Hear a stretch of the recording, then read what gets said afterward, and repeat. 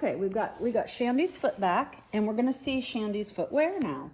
So this is a typical shoe that Shandee wears, and most of the time when we're dealing with athletic shoes, we have what's called a sock liner, which is the footbed that comes out naturally.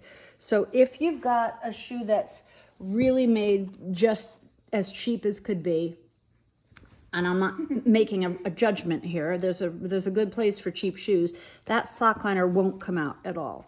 Okay, so this shoe, it appears that the sock liner has been sewn in. So this shoe would be harder for us to work with. Okay, so we also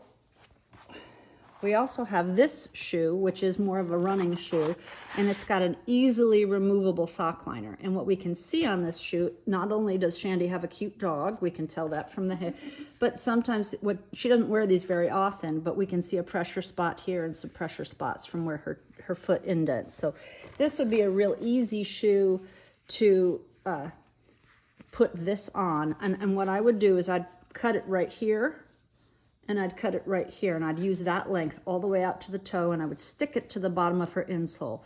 Let's do that right now. Can you get me some scissors? Mm-hmm. Okay. So we're gonna add what's called a Morton's extension to this particular shoe. Okay. And what we're going to do with this shoe, this is a Vans. It's got a removable sock liner, but it's been glued down.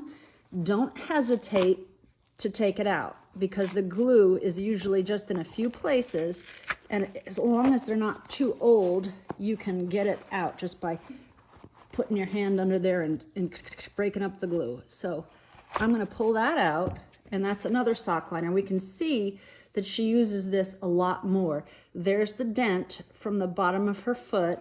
There's the really short first metatarsal making a hole, and that's the big, deep second metatarsal. So you can see there's quite a bit of space between this indent and that indent, which does confirm her short metatarsal, her sharp, pointy metatarsal angle, okay? Also known as parabola. So I'm gonna make some adjustments to these real quick.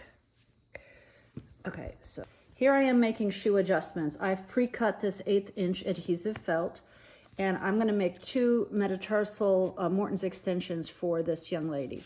So I usually make it about the width of my thumb knuckle, and that usually is good for men and women, but she's a tiny little thing, and I'm gonna cut a little bit more, make it a little skinnier.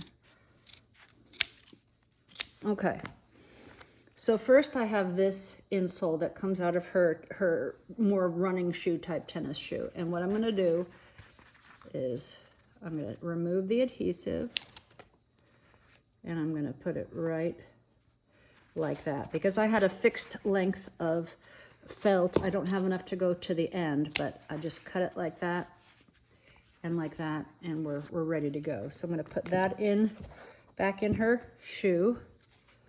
So we'll just slide that back in. Now, I don't think that's going to be as comfortable for her as the dancer's pad, just because in my experience, these things are very well tolerated. A lot of people don't like pads underneath the big toe joint, and it can sometimes backfire where you think it's going to help and it doesn't. So this is what I'm really interested in you doing now, or watching.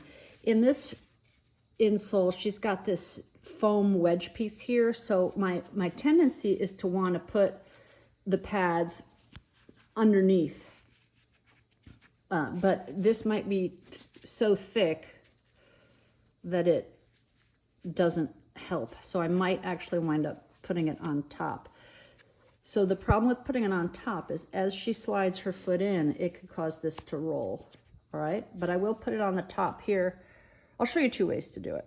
So if I'm going to put it on the bottom and it's an older shoe, I'm going to see right there is the pressure spot. So I'm going to know to put my opening right there. Okay? But if I didn't know that and I wasn't sure and it's a brand new pair of shoes, this is what I would do to my patient's foot. We're going to get a dark lipstick or bright lipstick, rub your finger on it and mark the spot.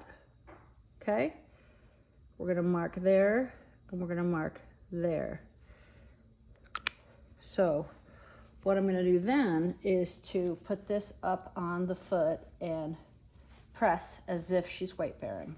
The heel is, you know, anatomically right there. So I'm using red on red. That wasn't a good choice. How that was.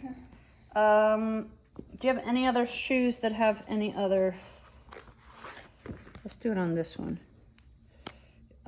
Everything you have is an interesting color, let's just say.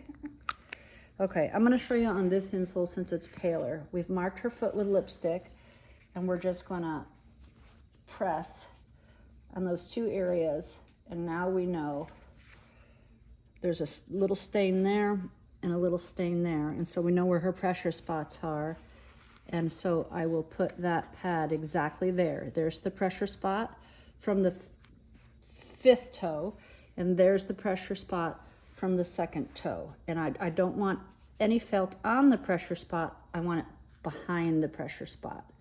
So when she bears weight, the bones are supported like this. Okay, that one will stick down and not hit anything, and those will stick down and have less pressure on them. So that's how that would work for this particular shoe. Okay,